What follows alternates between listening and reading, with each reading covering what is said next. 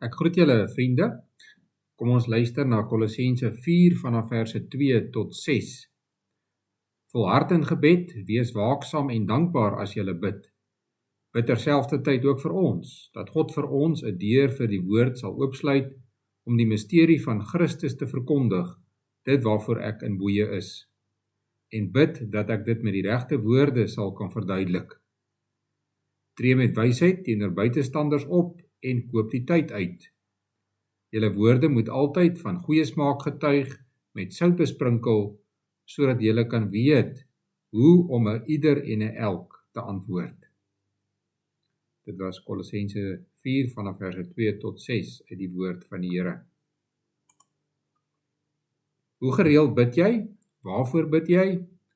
Alles wat rondom ons gebeur, maak ons bewus daarvan dat ons nie in beheer is nie. Ons is afhanklik van God om ons te red en te versorg. Met gebed bely ons afhanklikheid van God. Ons kyk vandag na die 3 opdragte wat ons in vers 2 lees. Volhard in gebed, wees waaksaam en wees dankbaar. Eerstens hoor ons dat ons in gebed moet volhard. Paulus het die Kolossense brief begin met die opdrag om te bid. Nou sluit hy ook die brief af met die opdrag om te bid. Om aan te hou bid is 'n opdrag en 'n voorreg. Dit is 'n groot voorreg om oor alles met God te kan praat. Ons mag vir sy hulp vra. Ons mag bid vir hulp en genade en vir die krag van die Heilige Gees om aan God gehoorsaam te wees. Ons mag vra vir geleenthede om diensbaar te wees in God se koninkryk. Paulus vra die Kolossense om vir hom te bid. Wanneer hy hierdie brief skryf, is hy 'n gevangene in Rome. Paulus vra dat die gemeente van Kolosse sal bid vir geleenthede om die evangelie te verkondig en dat hy dit duidelik sal verkondig. In Filippense 1 verse 12 en 13 lees ons dat hierdie gebede verhoor is. Paulus kon die evangelie verkondig aan die soldate wat hom opgepas het. Hy kon ook die evangelie verkondig aan almal wat hom besoek het. Wat vir baie mense 'n struikelblok sal wees, was vir Paulus 'n geleentheid. God gee ons die opdrag om in gebed te volhard, omdat ons so maklik lui word in ons gebedslewe. Wanneer ons lui word in ons gebedslewe, begin ons minder bid of ons bid nie meer met oortuiging nie. Moenie die verlammende krag van die sonde onderskat nie. Die sonde verbreek ons kontak met God en vernietig ons verhouding met God. Juist daarom waarsku die Heilige Gees ons teen 'n flou gebedslewe en hy roep ons op om in gebed te volhard. In Jakobus 1 vers 5 leer ons dat ons vir wysheid moet bid. Wysheid is nie om slim te wees en alles te weet nie. Wysheid is om die regte keuses te maak, die regte dinge te sê en om te weet hoe om in elke situasie op te tree. Ons moet bid vir daardie wysheid, sodat ons die opdrag in vers 5 en 6 kan uitvoer. Daar lees ons dat ons met wysheid moet optree en woorde moet gebruik wat opbouend is.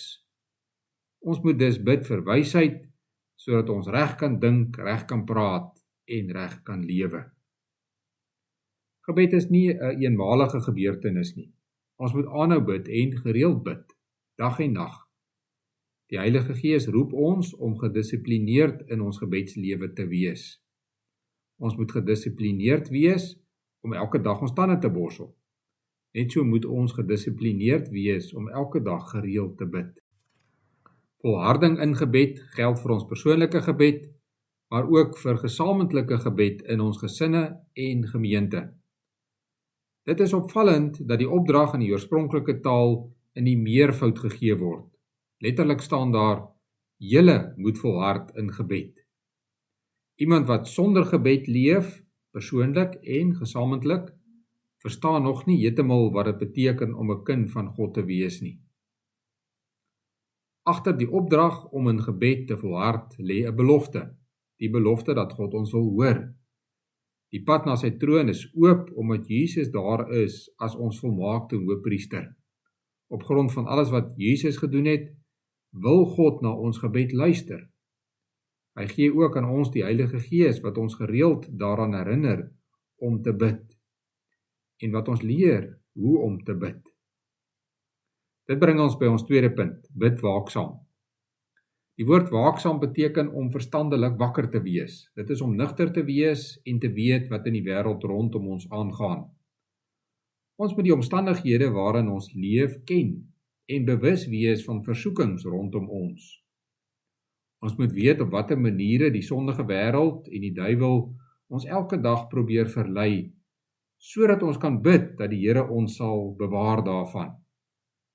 Wanneer ons met oogklappe deur die lewe gaan, word ons 'n maklike prooi van die duiwel. Waaksaamheid beteken nie net om bewus te wees van gevare en versoekings rondom ons nie, maar ook om bewus te wees van God se almag en wat hy alles rondom ons doen. Dit is om sy plan te ken en hoe hy gelowiges in sy plan gebruik. Om waaksaam te kan wees, moet ons God se woord ken. Ons moet die Bybel lees en met mekaar daaroor praat, om mekaar toe te rus en op te skerp. Wie dit verwaarloos, sal agterkom dat sy lewe sonder inhoud en oppervlakkig word. En dit het ook 'n uitwerking op sy gebedslewe. Laastens sê vers 2 ook, wees dankbaar as jy bid. Ons moet God dank wanneer hy ons gebede verhoor, maar ons moet hom ook dank omdat ons mag bid. Die wete dat ons al ons sorge en bekommernisse aan God bekend mag maak, is bevrydend. Dit is 'n groot troos en gerusstelling as ons weet dat daar iemand is wat luister. Soveel te meer is dit 'n gerusstelling om te weet dat die almagtige God na ons luister. Daarby kom nog iets. Ons moet God ook dank vir alles wat hy in die verlede gedoen het. Dit getuig alles van gebedsverhoring. Wanneer ons hom daarvoor dank, word ons herinner aan God se sorg en verlossing. Op baie plekke in die Bybel word God se dade van die verlede onthou. God se dade van die verlede gee ons hoop vir die toekoms. Hy is dieselfde gister, vandag en tot in ewigheid. Deur God se dade te onthou en hom daarvoor te dank, doen ons 'n beroep op hom dat hy in die hede en die toekoms dieselfde sal doen as in die verlede. Sommige mense dink dat gebed net 'n middel is om te kry wat hulle wil hê. Gelowiges moet anders dink oor gebed. Ja, ons mag in ons gebede dinge van God vra, maar gebed is baie meer as dit. Ons moet ook in ons gebede vir God dank, hom loof en prys en ons sondes bely. En wanneer ons iets van God vra, moet ons weet dat dit onderworpe is aan sy wil. Baie keer gee God dit wat ons vra, ander kere gee hy iets anders. God verhoor altyd ons gebede. Gebedsverhoring beteken egter nie dat God presies gee wat ons vra nie. Ons kan God daarvoor dank dat hy altyd ons gebede verhoor. Ons dank God vir die wete dat hy die beste weet en die beste vir ons sal gee. Volhard in gebed, wees waaksaam deur bewus van die versoekings rondom ons te wees en ook van God se almag.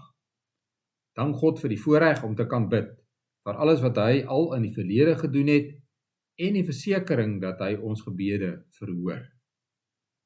Kom ons bid saam. Ons Hemelse Vader, dankie vir die voorreg om te mag bid en dat ons gereeld tot U mag bid. Ons wil U loof en prys vir wie U is.